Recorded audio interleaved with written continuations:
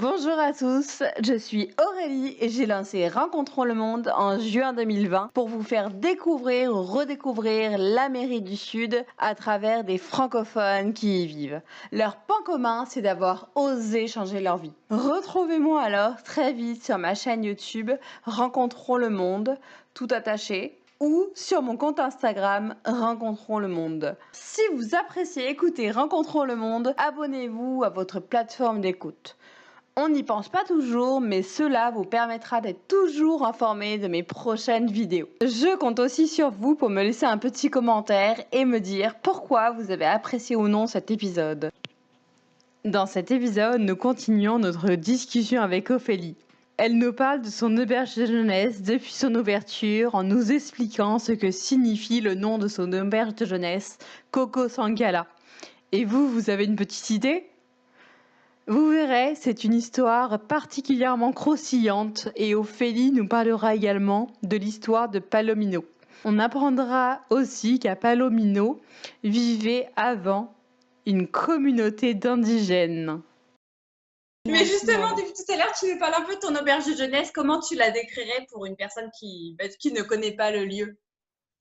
Alors, donc c'est une auberge de jeunesse qu'on a décidé d'appeler Coco Sankala. Oui. Alors l'histoire du nom, moi je voulais un nom qui sonne parce que donc dans la Sierra Nevada de Santa Marta, il y a des communautés indigènes qui y vivent depuis toujours. Et donc parmi ces communautés, celle qui est très présente ici dans la zone, c'est les Kogi. Les Kogi, ouais. Voilà. D'ailleurs, j'ai mis une photo de Kogi donc sur mon compte Instagram si jamais il y a des personnes qui veulent aller la voir. Effectivement. Voilà, donc c'est intéressant de connaître un peu leur histoire, leur culture. Et donc voilà, moi je m'étais dit, je voulais que le nom de l'hostal fasse un peu référence à ces communautés en fait, parce qu'on est sur leur territoire en quelque sorte. Donc on a commencé à avoir des idées avec les associés. Et en fait, on a décidé qu'on voulait que l'hostal s'appelle Tête de Coco. En Tête fait, de coco? ouais, Cabeza Ah, de c'est Coco. original. Cabeza de Coco en espagnol ou en tout cas en Colombie. Donc, je ne sais pas si c'est le cas partout, mais en tout cas ici, quand quelqu'un dit que tu es une cabeza de coco, c'est des personnes un peu têtues. Et donc voilà, on avait un peu tout ce point commun parmi les associés. Et puis coco, parce que bon, ici il y a plein de noix de coco partout. Notre toit ressemble un peu aussi à un coco parce qu'il y a une petite boule sur le dessus du toit. Ça allait bien. Et donc du coup, j'ai cherché comment on disait tête en kogi, pankala. Ok, donc c'est venu de là alors. Voilà, donc je trouvais que c'était un très joli mot. Donc au début, on s'est dit Sankala Coco, Coco Sankala, non, Coco Sankala, ça sonne mieux. Dans quel sens on va le mettre? Voilà. Du coup, voilà, donc de là est né le nom. Et donc, comment le décrire? Pour moi, c'est une petite auberge tranquille. Pour moi, c'est vraiment pour les personnes qui souhaitent un peu s'écarter de leur quotidien peut-être un peu agité. C'est donc voilà, un hôtel tranquille dans une construction complètement presque écologique, c'est-à-dire qu'on a décidé de construire en bambou, donc Oui. le bois bambou, et avec un toit ça s'appelle de la paja ici, donc c'est une espèce de paille. D'accord. Voilà, donc c'est un endroit très aéré, très frais malgré la chaleur à l'extérieur. Moi, c'est vrai que c'est très ouvert. Contrairement à toutes les auberges de jeunesse qui sont à l'intérieur, ce qui m'avait un petit peu surprise, mais de manière positive, c'est que là, c'est vraiment, tout est ouvert et c'est plutôt agréable, moi, je trouve. Même si je suis venue en pleine saison des pluies. Du coup, voilà, donc c'est une zone super chill, il y a pas mal de hamacs. Si tu veux bouquiner, regarder ton téléphone, écouter de la musique ou juste écouter la nature. On n'est pas en pleine nature parce que je suis quand même assez proche du village, mais il y a quand même pas mal de végétation et on voit plein de petits oiseaux, des petits colibris, des papillons, des libellules tout le temps partout. Au moment même où je te parle, j'ai 3 papillons qui sont à côté de moi. C'est vrai. J'ai toujours pas réussi à prendre une photo d'un colibri, c'est trop rapide. J'ai des arbres en face de l'hôtel où il y a plein d'iguanes. Incroyable. Ok. Ouais, donc du coup, tu nous disais, donc c'est en toit, donc avec du bambou. C'est des toits de chaume, c'est ça? Je sais pas trop si ça s'appelle de la chaume. Je te dis, c'est une paille. Ok. pas pareil, je pense. Non, je pense pas. C'est peut-être Non, différent. c'est comme une espèce de paille ou de foin. Je sais pas trop comment je pourrais traduire Oui, ça. Mais en tout cas, c'est frais, quoi. Enfin, on le montrera en photo, vous verrez de vous-même. ouais, voilà. Donc voilà, Ok. c'est ça. C'est un hôtel qui, pour moi, m'inspire le repos, la tranquillité. Et du coup, bah, c'est dans un lieu, Palomino. On est quand même situé, nous, entre le village et la plage. Il faut quand même Oui, marcher 10 bonnes minutes pour arriver jusqu'à la plage, en à peu près 20-25 minutes pour arriver jusqu'au fleuve de d'accord. Palomino. Mais j'aime bien le fait qu'on soit un peu central. Enfin, le touriste, quand il est là, il n'est pas non plus très loin du coup de la plage. Et en même temps, le soir, s'il veut aller manger quelque chose dans un bon resto ou aller boire un coup, eh ben, on est à 3 minutes à pied du centre, on va dire. Donc, je trouve que c'est un bon compromis. C'est Voilà. une bonne situation géographique, c'est vrai. C'est vraiment chouette ça. Mais j'ai Ouais. une question. Bon, je t'ai pas interrompu tout à l'heure, mais tu disais que c'était un petit peu le territoire des Kogi. Est-ce que Oui. tu peux nous en expliquer un petit peu plus? Ouais. Bon, alors, après, je suis pas anthropologue, je suis pas non plus historienne, Oui. mais bon, de ce que je Non, mais dans connais, les grandes lignes. voilà, dans les grandes lignes, parce que je vais pas non plus dire de bêtises. En fait, il s'avère que ici, donc dans la zone de la Sierra Nevada, donc qui s'appelle en fait la Sierra Nevada de Santa Marta, puisque c'est autour de Santa Marta, il y a beaucoup de communautés indigènes D'accord. qui sont installées dans la Sierra Nevada. Oui. Donc la Sierra Nevada, c'est quand même assez immense, hein. Mais voilà, donc en fait, l'histoire, moi, le peu que je connais de tout ça, c'est qu'en fait, à l'époque de la colonisation espagnole, quand les Espagnols sont arrivés sur les côtes Caraïbes, il y avait une grosse communauté indigène qui s'appelait les Taïronas, qui vivaient dans la jungle, mais proche de la côte. Donc je ne sais pas si j'imagine que tu as visité le parc Tayrona quand tu es venu. Bon, Eh je bien, sais pas si figure-toi c'était que ouvert. malheureusement, non, parce que je venais de finir à la Cité perdue et j'étais absolument Crevé. crevée. Et malheureusement, je ne l'ai pas visité, mais je reviendrai en Colombie pour le visiter, promis. Voilà, donc tu avais ces fameux Taïlonas qui vivaient donc dans cette zone-là du parc maintenant. Et en fait, D'accord. quand ils ont vu cette invasion espagnole, en fait, ils se sont tous échappés de leur terre et ils sont tous montés dans la Sierra. Donc, ils se sont cachés dans la Sierra. Ils ont recréé leur communauté un peu plus haut, en fait, puisqu'ils étaient à la base quand même au bord de la mer, mais donc ils sont montés dans la Sierra. Et en fait, D'accord. de ce déplacement, on va dire, ils se sont divisés en plusieurs communautés indigènes. J'en connais quelques-unes. Enfin, il y a les Kogi, qui sont dans cette zone-là où on est maintenant. Il y a les Arhuacos, donc c'est une autre communauté qui vit à côté aussi. Tu as les Wiwa aussi. Enfin, voilà, tu as différentes petites communautés, mais apparemment, de ce que j'ai compris, ils viennent tous des indigènes Taïlona. Vraiment, comme on appelle ça, les communautés autochtones, quoi, les indigènes qui sont sur le territoire depuis toujours, en fait, et Oui. qui malheureusement, leur population elle a été un peu décimée à cause de la colonisation, mais Oui. ils sont quand même pas mal protégés par le gouvernement colombien actuellement. Donc, D'accord. je ne sais pas combien il en reste, mais bon, il y a pas mal de communautés dans la Sierra Nevada qui vivent. Bah, d'ailleurs, dans la Cité perdue, j'ai vu pas mal de Kogi. C'est leur zone, donc ouais, il y en a pas mal qui y vivent. Palomino, pas seulement Palomino, tous les villages qui sont entre Santa Marta et ici, c'est des villages donc de Colombiens, parce que bon, la Colombie c'est plein de métissage, hein. Enfin, c'est un mélange assez fou, c'est ça aussi que j'aime beaucoup ici, c'est les colons espagnols qui se sont mélangés avec les indigènes, qui se sont mélangés avec Ouais. les Africains qui sont venus, qui ont été esclaves au temps de la colonisation. Enfin voilà, c'est tout un mélange qui fait qu'il y a plein de couleurs, c'est très joli. Ah, Et, ça se confirme, oui. et voilà, donc du coup, tous les villages qui sont sur le bord de la côte, donc voilà, c'est ces mélanges. Mais voilà, il y a encore quelques communautés fermées, parce que c'est quand même une communauté assez fermée, tu ne peux pas rentrer Bien facilement sûr. plus là-dedans.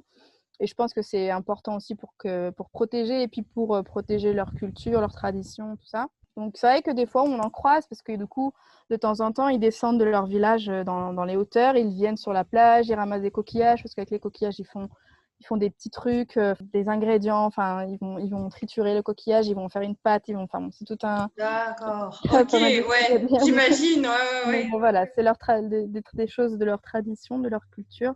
Donc de temps en temps, on les voit et puis ils fonctionnent pas mal en troc, c'est-à-dire qu'ils vont descendre des avocats ou ils vont descendre du manioc et ils vont les changer contre, peut-être qu'ils vont acheter du riz, enfin pas acheter du coup, ils vont les D'accord. changer contre du riz ou contre des petits pains, enfin j'en sais rien, des haricots, des choses qu'ils veulent remonter dans leur village en échange de ce que eux produisent. Mais ils les échangent avec qui?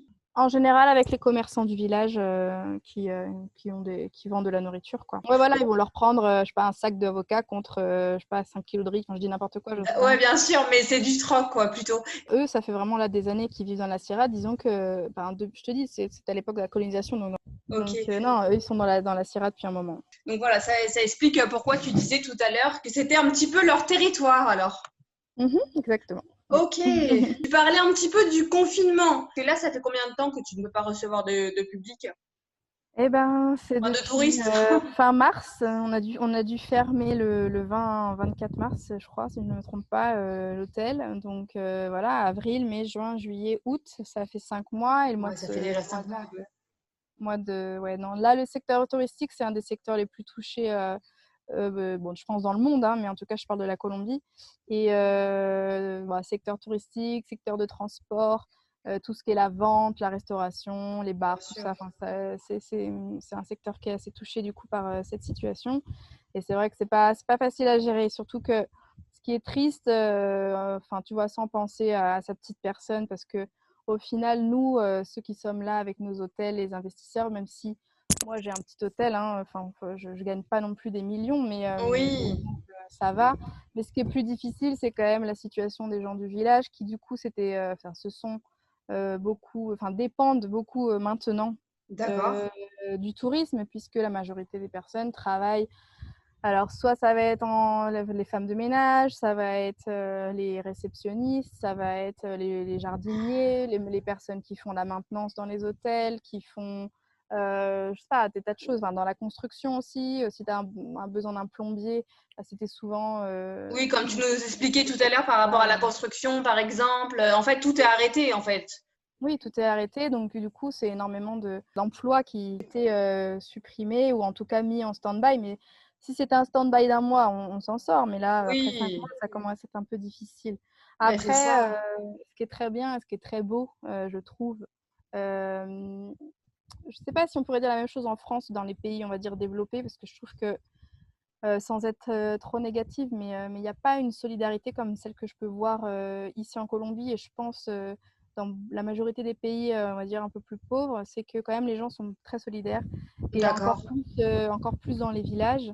Et là, en l'occurrence, à Palomino, moi, j'ai quand même pu observer énormément de solidarité entre les gens. Les voisins, ils vont s'aider. Si par exemple, monsieur X, il est pêcheur, il va donner à son voisin, monsieur Y, un peu de poisson. Et puis, voilà, ça va être un peu de s'entraider. Voilà. C'est vrai que c'est important, si jamais il y en a qui ont telle ou telle chose qu'une personne n'a pas, qu'ils puissent par exemple faire du troc. C'est bien, moi je trouve. Mais justement, est-ce que la ville, elle a mis en place des aides ou ça se fait vraiment qu'entre locaux? Alors, il y a eu quelques petites aides de l'État, mais c'est quand même très minime. Après, il y a eu 2 ou 3 espèces de mouvements de charité, on va dire. Il y a en l'occurrence le père de l'église de Palomino qui a organisé avec sa fondation, il a organisé une collecte d'argent et pendant les 2 premiers mois de la quarantaine, ils ont réussi à réunir suffisamment de kits alimentaires à distribuer au village. Donc ça a été une très belle action. En général, je pense, hein, je parle pour moi, mais je pense que la majorité des hôtels, des gens qui avaient un peu plus de pouvoir financier ont donné, ont contribué à cette fondation pour qu'ils puissent donner un peu donner des aliments à la population, au village. D'accord, tout à fait. Donc il y a eu quelques aides. Et puis si, je vais pas dire le contraire, il y a quand même la mairie qui a fait une fois, je crois, 1 ou 2 fois, qui a fait des dons aussi alimentaires. Donc il y a eu quelques aides. Mais le problème, c'est que c'était au début. Et au début, on ne pensait pas que ça allait durer 5 mois. C'est ça, au début, on ne savait pas du tout combien de temps ça allait durer. En fait, on l'ignorait complètement, en fait. Ouais, donc là quand même, c'est un peu difficile maintenant. Ce que je peux entendre des gens que je connais, c'est un peu difficile. Donc là, les gens ont un peu d'espoir, vu qu'a priori, le déconfinement va commencer. Oui. Mais bon, ça va pas non plus redémarrer comme ça. Ben voilà. pour le secteur du tourisme, il faudra attendre du coup novembre-décembre en fait. Et j'ai une dernière question concernant le confinement. Comment ça se passe? Est-ce que vous êtes bloqué à Palomino ou vous pouvez par exemple vous rendre à Santa Marta dans la ville qui se situe à 1h30? Ça se passe comment? Oui, oui, non, il n'y a pas. En fait, ils ont instauré une règle qui s'appelle le Pico y Cédula. Donc, Cédula, c'est la carte d'identité. Et en fait, on a on prend le dernier numéro de ta cédula, donc de ton numéro. D'accord. Moi, par exemple, moi, c'est le numéro 7. Et en fait, chaque numéro a un jour de sortie, un seul dans la semaine. Oui, c'est ce que Valérie m'expliquait. La Valérie, donc la gérante du restaurant Montmartre à Carthagène que j'ai interviewée, elle m'expliquait par rapport au Pico des cellulas et elle me disait que c'était en fonction du numéro qui est sur ta carte d'identité, tu as un jour qui t'est attribué, c'est ça? Ouais, exactement. Donc moi, par exemple, c'est les jeudis. Donc si j'ai besoin d'aller à Santa Marta, je peux y aller jeudi. Voilà. D'accord, donc ça pose pas de problème. Tu peux quand même sortir de ta ville ce jour-là, en fait. Ouais, exactement. Et après, au quotidien à Palomino, normalement, on est censé respecter ce fameux Pico y Cédula même à Palomino, mais bon, les gens ne le respectent très peu, donc je peux sortir un peu n'importe quand. Après, il y a quand même cette obligation d'avoir le masque si on va demander quelque chose au magasin. Enfin, Oui. voilà. Mais, Ça, c'est un c'est quand minimum de sécurité, je dirais. ouais. Après, c'est pareil, la plage, l'accès à la plage est restreint. Il y en a beaucoup qui y vont. Moi, la première pour aller me balader, mais normalement, on n'a pas le droit d'être sur la plage. Et si jamais on te voit, par exemple, sur la plage ou dans le village, alors que ce n'est pas ton jour de sortie, qu'est-ce que tu risques? Bah, tu peux avoir une belle amende. Ah ouais? Et ça s'élève à combien à peu près? Enfin, si tu veux en Ah, c'est parler, cher, hein. c'est vrai? Non, j'en ai pas eu, donc Ouais. Bah, on ne te le souhaite mais, pas, mais... c'est 1 million de pesos, ce qui Oh! correspond à peu Donc, près ça fait 400 euros. environ 20 000 euros? 400 euros. Non, non, Ah, non, 400. Oui, donc j'étais très loin. non, non, non. Non, peut-être pas exagérer non plus. Mais 400 euros, tu t'imagines? Parce que le SMIC pour un habitant qui habite à Palomino, il est de combien? Ah bah, c'est pas 400 euros, c'est moins, parce que c'est 800 000 pesos, donc ça doit être. Le SMIC, c'est du 280-300 euros, je pense. Comme ça. Donc c'est plus qu'un SMIC. Eh ben, ah ouais, Après, ouais. ils sont vraiment Après, méchants. il te laisse l'option de, si tu le payes dans les 2 jours, Ok. il te le met à moitié prix. Ah, ils sont gentils, donc ça te fait que les 3/4 de ton SMIC. C'est ça. Ok. Et Voilà. sinon, non, c'est intéressant de parler du confinement pour savoir comment ça se passe en Colombie, comment ça se passe en France. Et j'ai aussi vu que tu avais une petite boutique dans ton auberge de jeunesse. Est-ce que Ouais. tu peux nous en parler un peu plus? Qu'est-ce que tu vends et Ouais, bah comment, alors, comment fais-tu pour te faire connaître un petit peu? ah ouais, non, là j'avoue que j'ai pas fait j'ai pas fait beaucoup d'efforts. Les personnes sont venues à moi. Bah, c'est bien Euh, aussi, tant mieux. Donc ouais, quand on a commencé à travailler avec l'hostal, bah, il y a des personnes qui sont venues, qui nous ont proposé leurs produits. Et donc moi, en l'occurrence, donc je vends des produits alors laisse-moi réfléchir, 2, 3 personnes. Ouais, 3 personnes. Donc, tu as les mochilas, enfin, en fait, tout l'artisanat Wayuu. Wayuu, c'est des indigènes, mais c'est pas les indigènes de la Sierra Nevada. D'accord.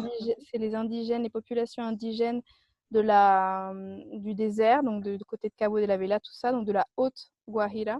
Mhm. En fait, ils font, bah, j'imagine que tu l'as vu, cet artisanat assez joli des mochilas, donc c'est des besaces, hein, des sacs besaces colorés. Oui, je l'ai vu justement. Oui, bien sûr. Ils C'est font avec aussi des. vraiment un motif assez particulier. D'ailleurs, les Kogi. Alors, je sais Les pas Kogis, si c'est jamais. une autre. C'est Voilà, une ce autre. que j'allais dire, je sais pas si c'est le même sac, mais en tout cas, ils ont un sac qui se ressemble beaucoup. Oui, Mais d'accord, donc là, ça appartient au YU et c'est eux Wayuu. qui le font directement?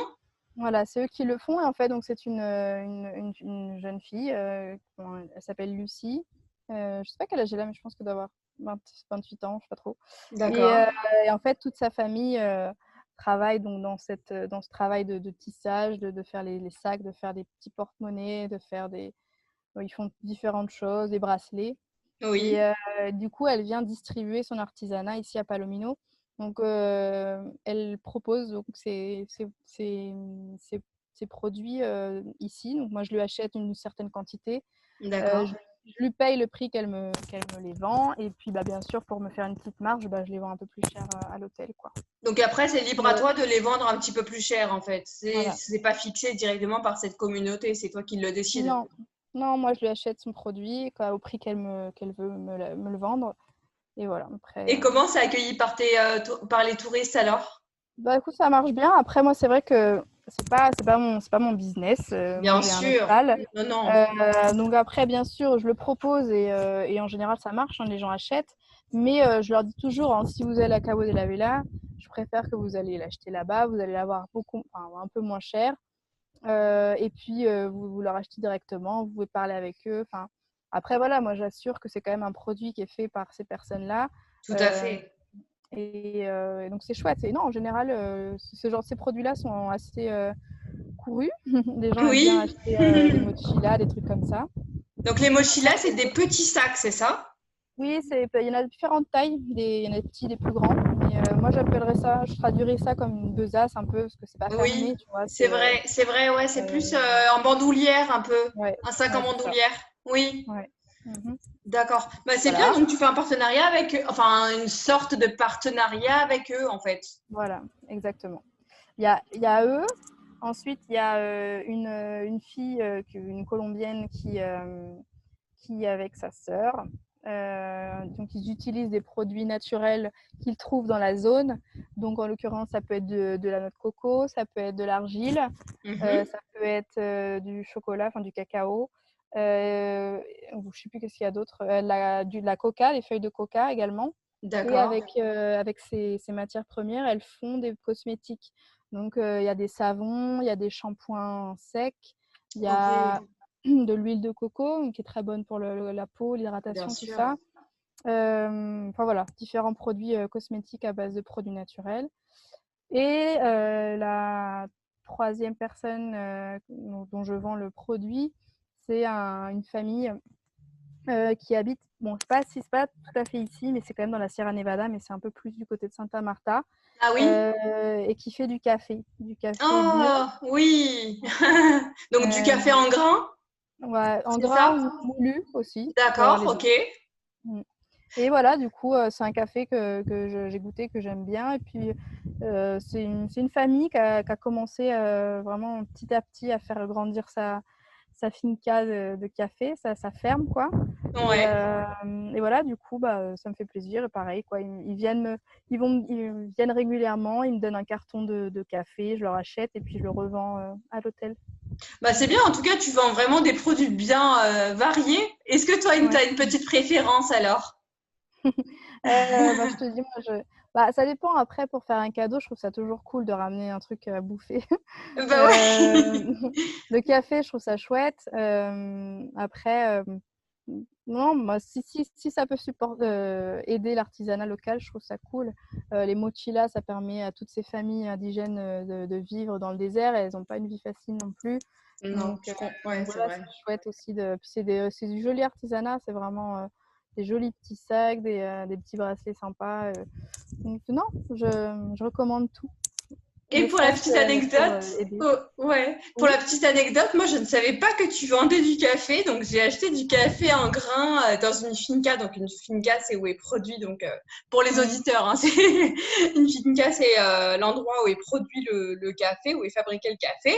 Et en fait, je l'ai acheté, sauf qu'au cours de mon voyage, donc je venais de commencer mon voyage donc en Colombie, et au cours de mon voyage, on m'a dit qu'en fait, il avait 3 mois, il se périmait dans 3 mois. Ah mince. Sauf que moi, je ne savais absolument pas que le café, ça se périmait. Je pensais qu'à partir du moment où c'était fermé de manière hermétique, on pouvait le conserver vraiment ad vitam aeternam. On pouvait le conserver Mhm. tout le temps et que, en gros, j'allais pouvoir le ramener en France. Et finalement, quand j'ai appris ça,